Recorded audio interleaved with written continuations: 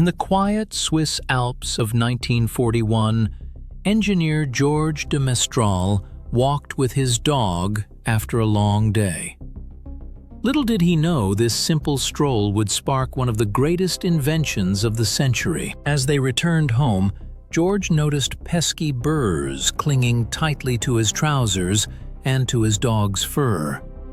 Most people would brush them off and forget, but not him. Instead of being annoyed, George leaned in.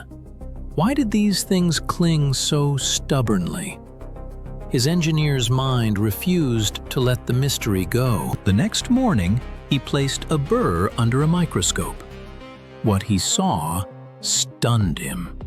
Tiny hooks, thousands of them, grabbing onto loops in fabric like a natural fastening system. George realized nature had just handed him a blueprint. A fastener inspired by burrs, simple, reusable, and strong. But he needed to make it real. For months, he experimented, fabric after fabric, hook after hook. Many prototypes failed miserably, but George refused to give up. Finally, he found the solution: nylon. When heated, it formed perfect, durable hooks.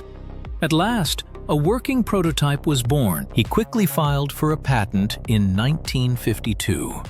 The world now had a new fastener, one inspired entirely by nature. At first, industries didn't understand the invention. But soon, astronauts, doctors, and clothing designers embraced it. It was lightweight, practical, and revolutionary. George de Mestral turned a simple walk into a world-changing breakthrough. Velcro became a symbol of curiosity, persistence, and the genius of observing nature.